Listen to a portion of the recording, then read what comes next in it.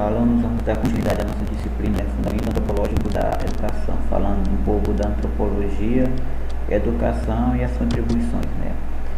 A educação, como se sabe, pode fazer uso da antropologia como uma das ciências da educação, com o propósito de decodificar e analisar valores e universos culturais constituintes tanto da instituição escolar como das mais variadas formas de manifestações educacionais não formais, né? A educação, ela utiliza, né, a antropologia como uma ciência, né, que ela vai analisar, ela vai decodificar os valores culturais constituintes, né, da escola, né, da instituição escolar. A antropologia filosófica não se pode ter um propósito de reduzir a multiplicidade do saber antropológico sobre a individuação e a socialização de um estatuto a ser compreendido e utilizado pelos educadores profissionais da necessidade de incrementar a complexidade do saber e pensar sobre o homem. Essa necessidade não se pode ser satisfeita como apontamento. Olha,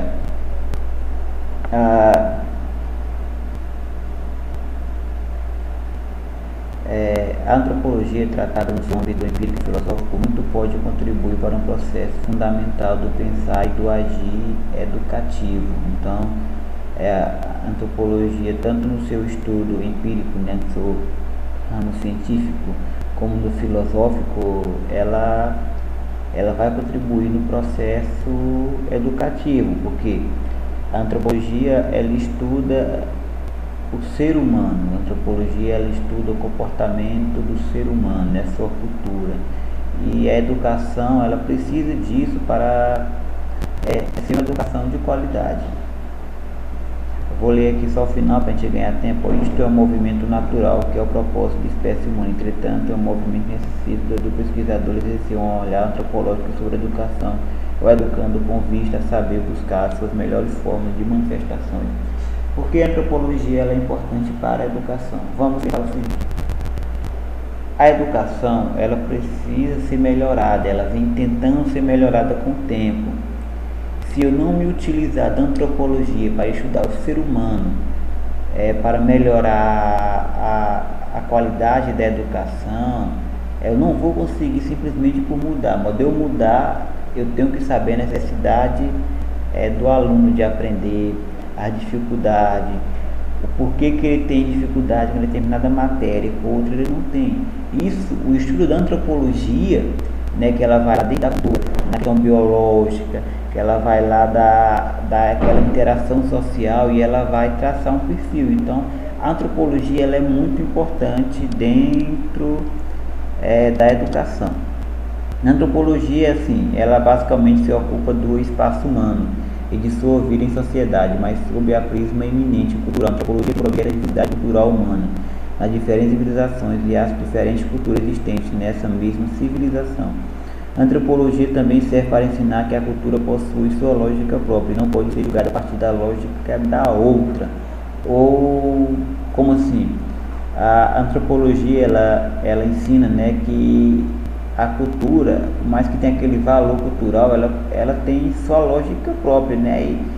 E se em determinada região tem uma cultura, não quer dizer que a outra região, a cultura da outra região está errada, não.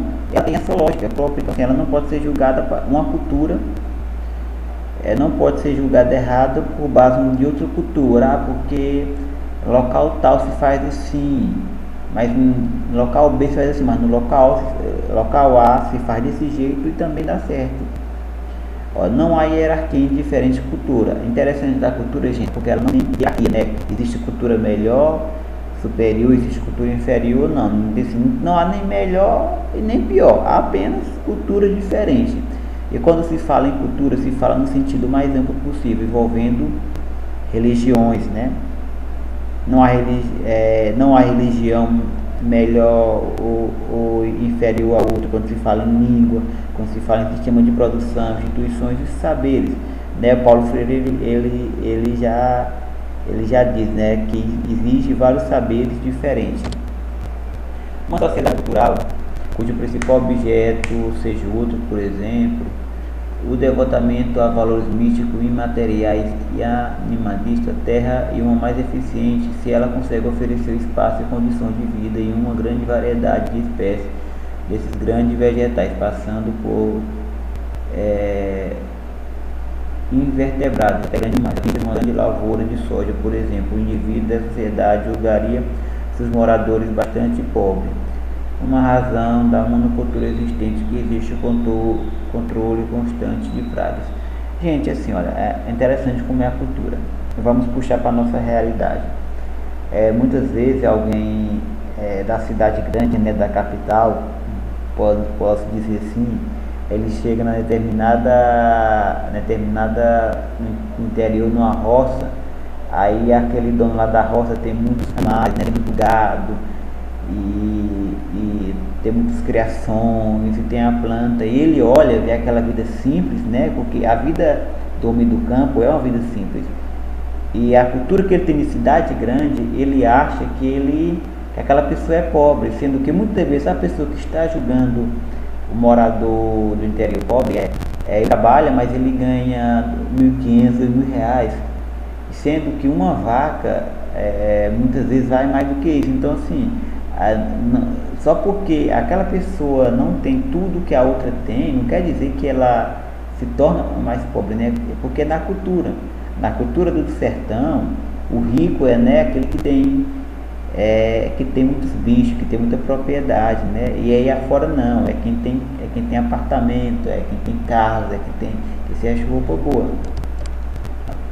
Diante da transformações sociais e da preocupação crescente e ênfase da centralidade da cultura como base para a análise desse momento histórico, a antropologia adquire uma importância fundamental devido à sua contribuição na discussão sobre a contradição entre a função social da escola na sociedade contemporânea, como formadora para inserção em um mercado de trabalho marcado pela preocupação com o imediatismo da resposta às demandas provindas de diversos setores, obcecada pelo acúmulo de capital e a formação de cidadão, voltada para uma inserção crítica na vida pública, de forma a contribuir com as transformações e desigualdades que habitam esta sociedade democrática.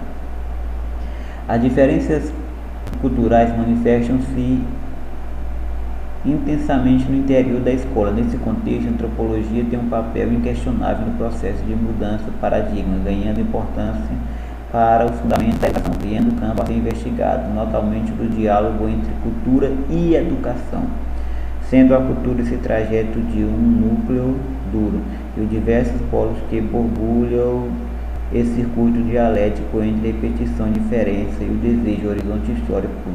As histórias de cada pessoa, de cada escola, não serão as mesmas, tampouco as reações de medo, adivinho do seu contexto, não serão semelhantes para os diferentes sujeitos.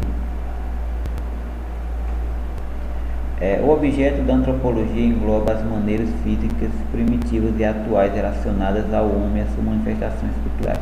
Atribui-se a essa área epistêmica a faculdade de proceder às generalizações, estabelecer os princípios explicativos do desenvolvimento e da formação das sociedades e culturas. A antropologia cultural constitui a sub-área mais ampla do estudo do humano, da sua ontologia, ou seja, gerador de cultura. Gente, a antropologia e a sociologia, dentre as ciências sociais, definiram de forma bastante satisfatória seus objetos de estudo, seus objetos e métodos. Enquanto a sociologia cabia o estudo da sociedade europeia, a antropologia cabia o estudo de povos colonizados na África, Ásia e América. Os sociólogos imaginavam a possível criação de um modelo teórico único que explicasse diversos aspectos da sociedade capitalística europeia, percebida como dicotomia de tipos rural, urbano ou agrário-industrial.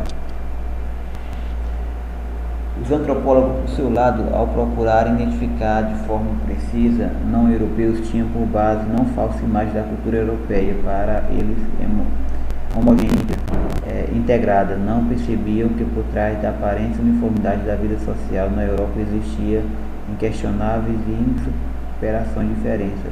Os antropólogos não se davam conta de que havia tantas diferenças e conflitos entre o industrial e o mineiro inglês, como entre o oficial de tráfico britânico e o colônico indiano. Não conseguiu diferenciar, por exemplo, o analfabetismo de certos grupos europeus da ausência da escrita nas sociedades iletradas. Então nós vamos terminando por aqui. Se alguém tiver alguma dúvida, nos pergunte, aqui para ajudar.